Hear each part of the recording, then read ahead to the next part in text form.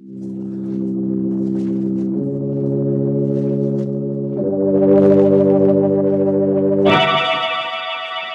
Tea and Lipton Soup present Inner Sanctum Mysteries.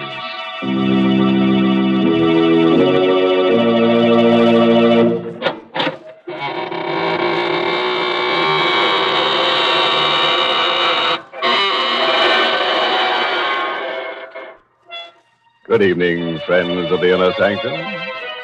This is your host to welcome you through the creaking door. We're going to begin tonight's festivities on a scientific note with something that will save you a good deal of money. Yes, it seems that quite a few people have taken to turning off their refrigerators during this program. Yes, they've discovered they can deep freeze all sorts of things by just listening to Inner Sanctum and letting their blood run cold. Well, Mr. Host, that's quite an idea. Have you any other scientific suggestions? Oh, certainly, Mary. For instance, here's a way to cut down on your laundry bills. Instead of having the laundry starch your clothes, just put them on top of your radio Tuesday nights.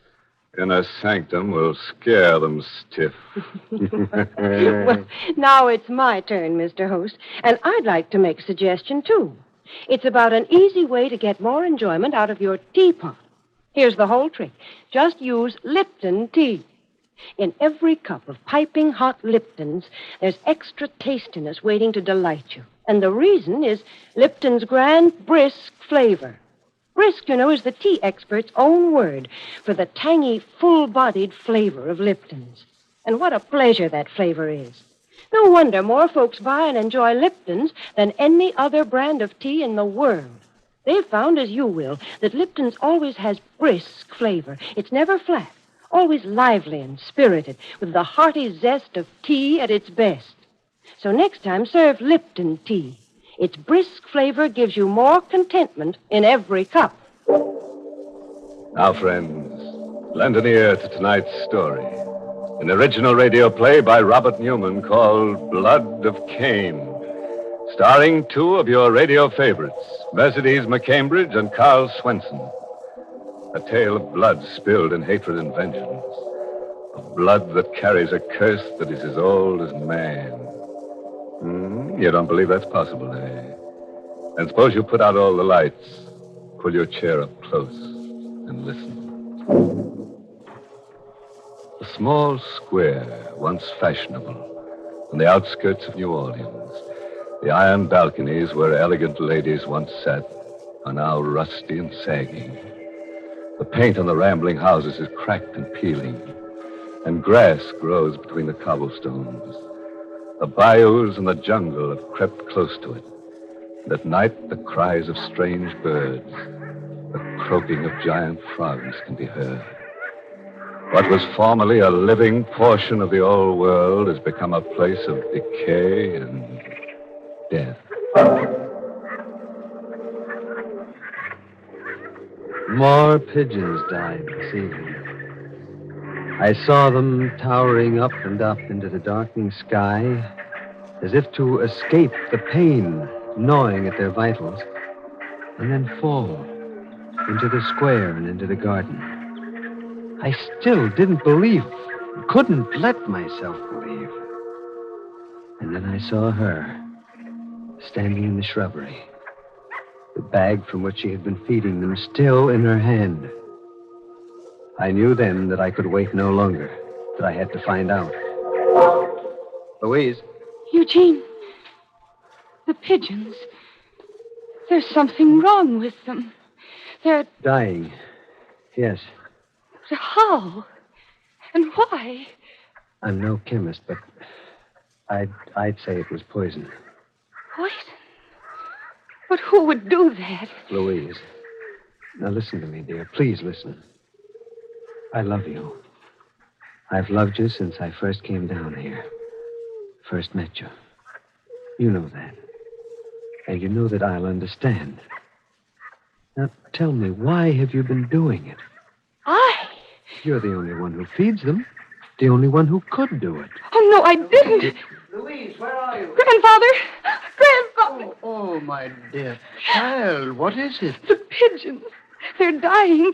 It's the second day now. And Eugene said... He said what? Have you looked at any of them, Dr. Philippe? Examined them? Will you go into the house, my dear? I'll be along in just a minute. But, Grandfather... Please, dear. Yes, Grandfather. Of course. I'm very sorry you did this, Owen. Mentioned it to her. Did you examine any of the pigeons? I did. Poison. Probably from my laboratory. But then you know... I know a great deal, Mr. Owen. I'm her grandfather. And I think it would be very wise if you kept away from Louise. Did not see her again. What? Well, that's ridiculous. I love her. I'm sure you do. But perhaps I did not make myself clear. If you continue to see her, it might prove dangerous for you.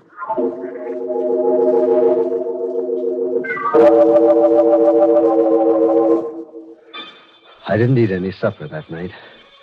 I went back to my room and sat there in the dark, staring at the shuttered, brooding house. About 11 o'clock, the door of the doctor's house opened quietly, and Louise came out. Without looking right or left, moving almost like a sleepwalker, she went up the street. I hesitated only a minute, and then I hurried down the stairs and after her. And just as I got downstairs, the door opened again, and... Is that you, Owen? What? Yes, Doctor. She just left the house. I was watching from the window. Yes, I know. She's done it several times, and this time I was determined to follow her and see where she goes. Look, she's hailing a cab. My car's right across the street. Quick.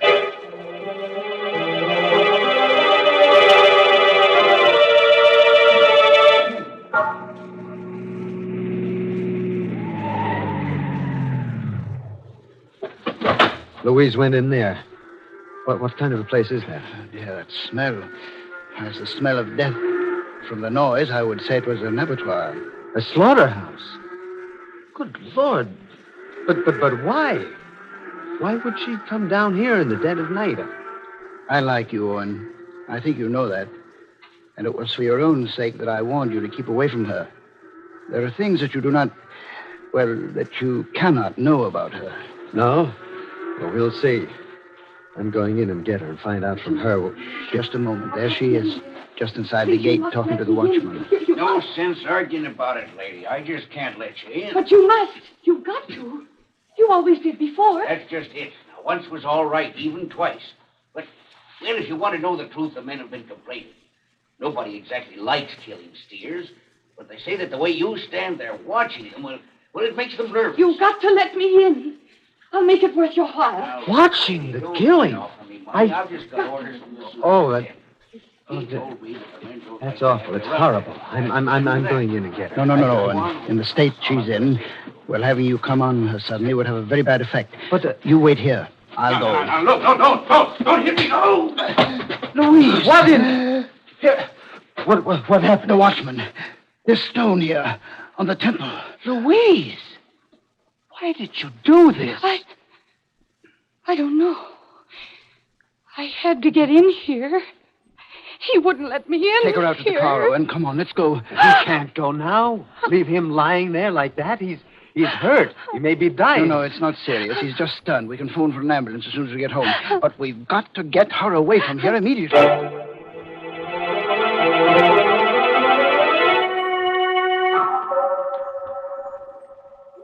Sit down, Louise.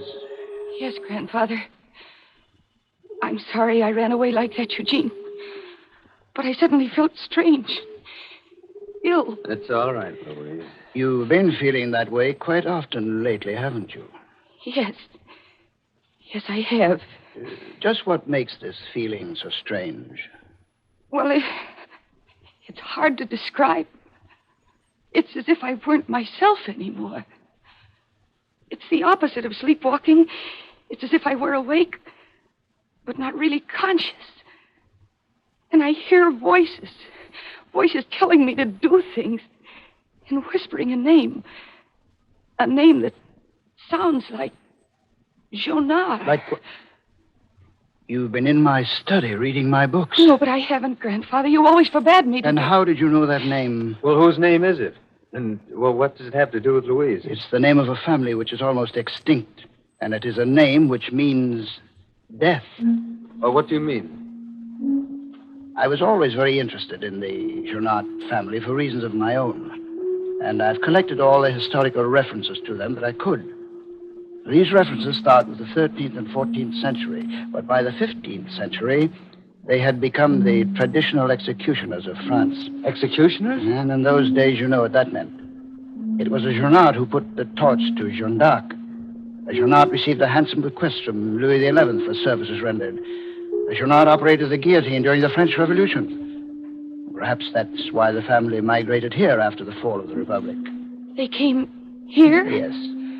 20-odd years ago, there were a whole series of particularly atrocious murders here.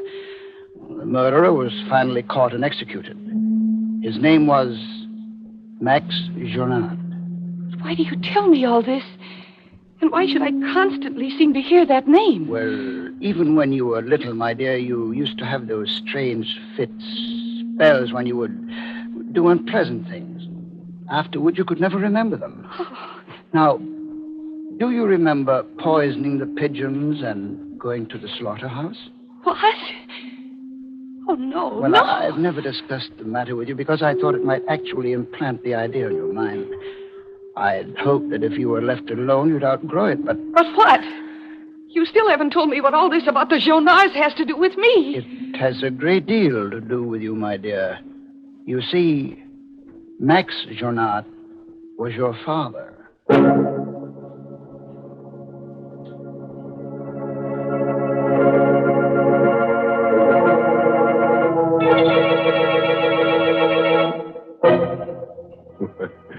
Well, now there's a girl with a real tradition in her family. A murderer for a father and a long line of ancestors who were real killer-dillers. I was beginning to get a little worried about her. Fooling around, poisoning pigeons and things like that. But I could see now that there was method in her madness. After all, practice makes perfect. Good gracious, Mr. Host. Louise may turn out to be a very dangerous person. Yes, Mary, she's not the kind of a character you'd like to have ringing your doorbell. I should say not. Why, usually, as our Lipton listeners know, a doorbell is one of the nicest, most friendly sounds there is. Because so often it means friends are dropping in for a visit. Of course, your first thought is to make them welcome. So after you've taken their coats and made them comfortable, pour them a cup of flavorful, spirited Lipton tea. You know, it's wonderful how Lipton's add sparkle to the conversation. For there's extra enjoyment in its grand, brisk flavor. Each sip is brimming with such lively, full-bodied tanginess. Yes, serve your friends Liptons when they call. And when you say goodbye to them at the door, you can be sure they'll come back for another visit and another cup of Lipton tea. That's a friendly suggestion, all right, Mary. And now, are we ready to get down to business again? The kind of business that Louise's family has specialized in for a good many years. Murder. Oh, I know that what she's been interested in so far is small fry, but I think from now on she'll really be cooking with gas. Just a moment later now. Sitting in Dr. Philippe's study, Louise and Eugene Owen stare at the elderly gentleman with shock and horror in their eyes. You mean my father was a murderer? Your father and his father before him, back as far as the family's history can be traced. Well, I don't believe it. And even if it is true, it's ridiculous to think this need to kill can be passed on from generation to generation. Well, of course, Owen, there is absolutely no scientific basis for it. Still, how else can you explain some of the things that Louise has been doing? Oh, it's true. It's true. These spells that come over me when I don't know what I'm doing. That name which I never heard consciously until... Oh, no, it can't be true. It can't. Oh, Louise, dear. No, Eugene, don't. Don't come near me. Don't touch me. If there's even a chance that it's so... Well, I didn't want to tell you. I was never very close to your father because he was a rather strange son-in-law. But if you want to know more about him, there is someone you should talk to. Joel Ferguson, down on Gaylord Street. He was the very last person to see your father alive.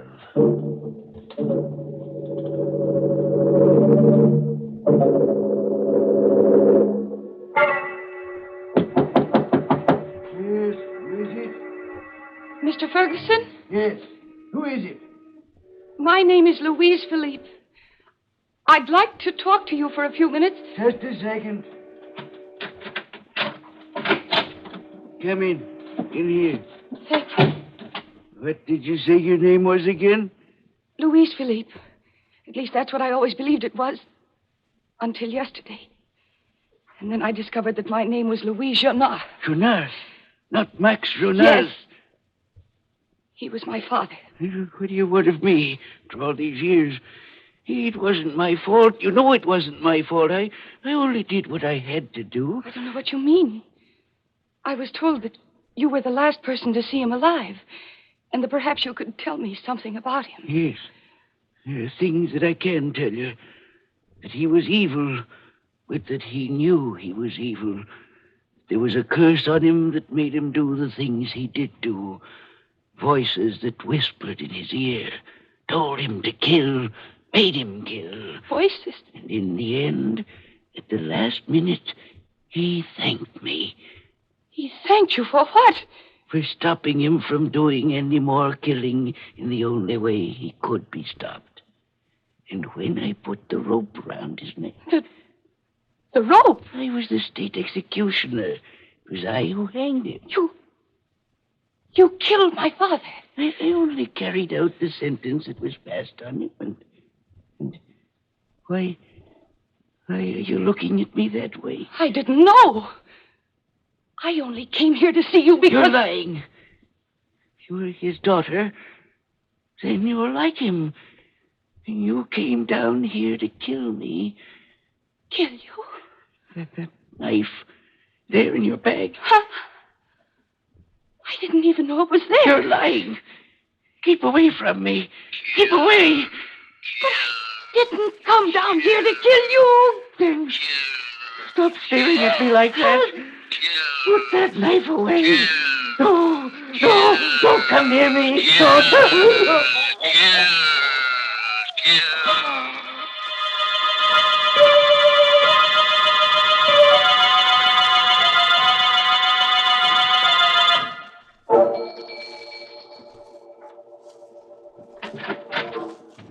Good evening, Mr. Owen. Where's Miss Louise Benson? I must see her right away. I'm sorry, sir, but she's not in. She went out about a half hour ago. Oh. Well, where did she go?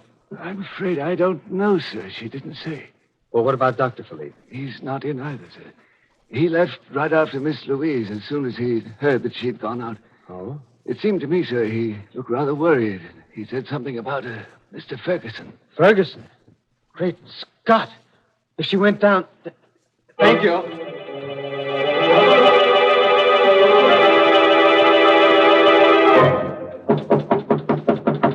Who's that?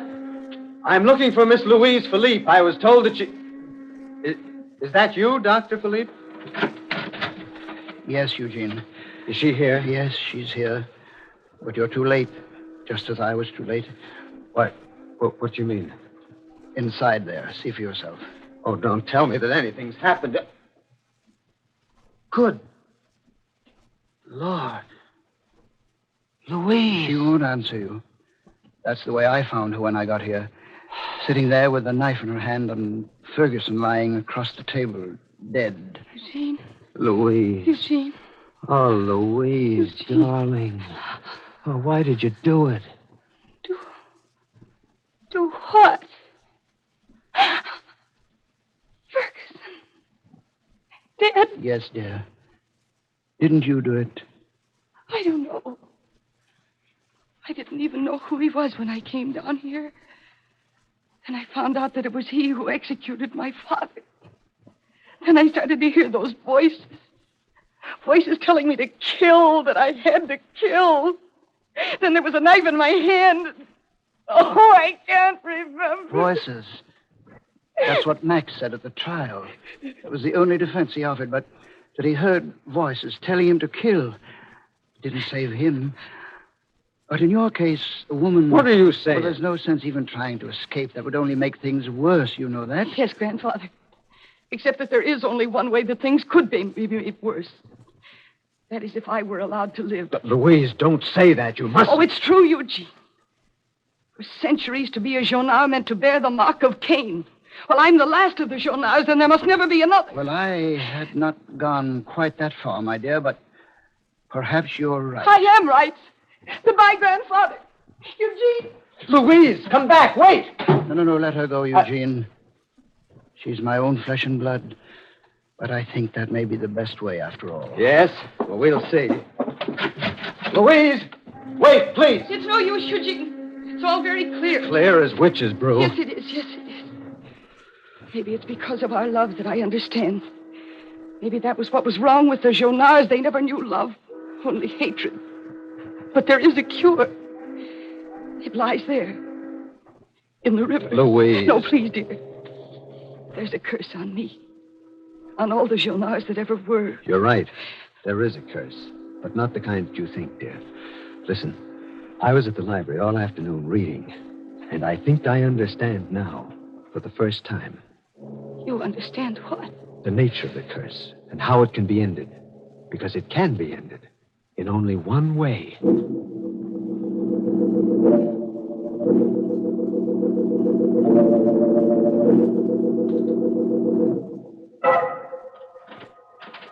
Oh, Eugene? Is that you? Eugene? No, grandfather. It's not Eugene. Louise, why, I thought you... Why did you come back here to Ferguson's place? I don't know, grandfather. The voices, the call in my blood, it's too strong. I tried. I wanted to end it finally and completely, either in the river or with the police. But I couldn't. You mean you're not going to give yourself up? No, grandfather. I'm not going to give myself up. But that's not all I mean. Louise, you still got that knife? Yes, grandfather.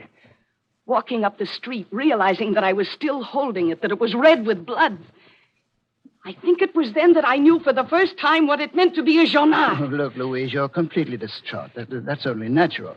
But now, look, you put that knife down and let me take you home. I'll give you something that'll help you sleep, and then No, tomorrow... grandfather, you won't give me anything. Ever again. Well, Louise, you're not going to kill me. Yes, grandfather, that's just what I'm going to do. No, please don't. No, don't try to get away. I'm younger Louise, and quicker for than you. heaven's sake, Louise. Just one quick No, Louise, no, listen to me. Listen carefully. You can't kill me. There's nothing driving you to do it. You see, you're not a Jonard. What are you saying? It's true. I am a Jonard. Max Jonard was my son. But you're not evenly, distantly related to us. You're lying. You're lying. You're just saying that. No. I swear it's true. I changed my name when I studied medicine to avoid the stigma. But Max kept it. Your father was Louis Martin, the judge. You're lying. How is that possible? Well, because I adopted you after your father's death, for a reason. It was your father who condemned Max to death. He didn't know Max was my son, and I didn't tell him until later. Your mother died when you were born, and I was your father's physician. And when he was desperately ill, I offered to adopt you and take care of you. And then when the papers were signed, I told him who I was, what I was going to do, that I was going to destroy you to avenge my son. And that's what killed him. But all those horrible things I've been doing, poisoning the pigeons, killing Ferguson... You haven't been doing them. It was I who did them. Using drugs and suggestion to make you believe that it was you, so that you would either destroy yourself or... Oh, thank heaven, Eugene! Eugene, did you hear? Yes, dearest, I heard. And I told you, didn't I? Eugene! So it was a trick. A trick to trap me. Yes, Doctor, it was. I was at the library and at City Hall all day looking up the records. Here, drop that knife. No, Owen. This won't be as poetic a death as the one I'd planned for her, but... The lights! Louise, put the lights out! Oh, that won't help you. Either of you. You won't get away. I'll find you in the light or in the darkness. And... there you are. Die, then. Now you'll die. Die! Die! Louise! It's not I. It's not you. What did... Then who did... Let go of me. Let go of me. Lights! Louise, quickly. Eugene, what happened? Who did he... Ferguson. Yes. He stumbled into him in the darkness, thought it was one of us. Then he must have tripped. The knife.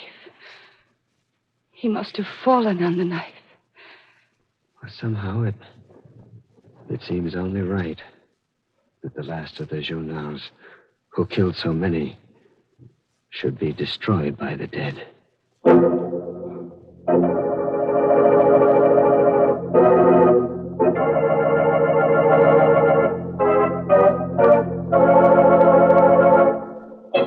Oh. Too bad, Doc. You were a character we certainly could use on this program. But now at least you've got the perfect answer for the rest of your family when you meet them in wherever it is that dead murderers congregate. When they ask you who you were with last night, you can always say, "That was no lady, that was my knife." Well, I'm glad you could put a new point on that old joke, Mr. Host. Oh, I like to sharpen up an old saw now and then, Mary. Well, let me see what I can do along those lines. How about the best things in life are tea? Mary. I'm afraid your enthusiasm for Lipton's has got the best of you. Well, maybe you're right, Mr. Host.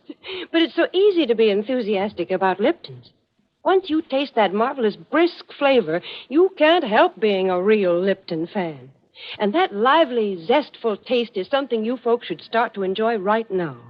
Next time you visit the grocer's, get a package of Lipton tea. Try it. I know you'll enjoy it.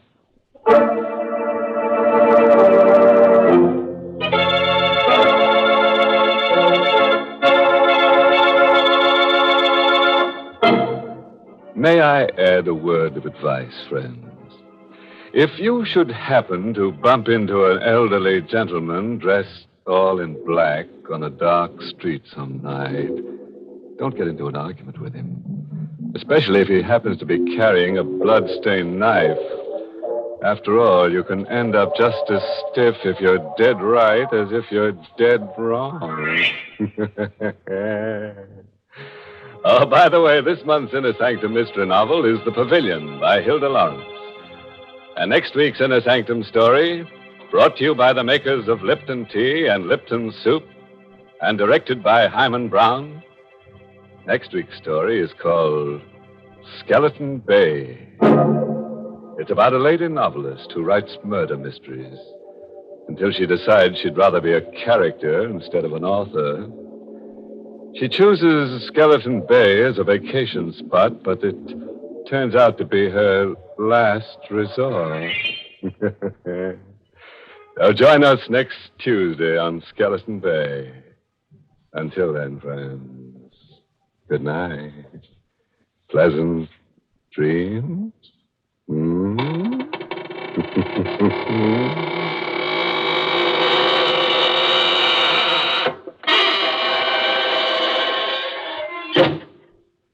Ready in a jiffy and as tasty as can be. That's Lipton's Noodle Soup.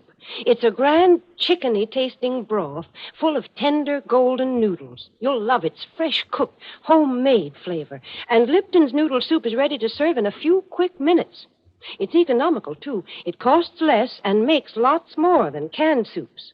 Ask your grocer for Lipton's Noodle Soup Mix tomorrow. And don't forget to tune in next Tuesday night for another Inner Sanctum mystery.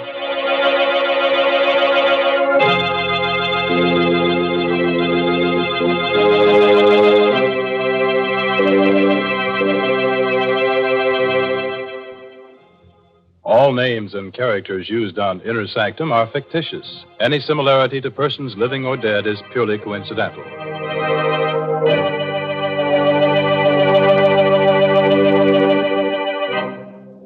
This is CBS, the Columbia Broadcasting System.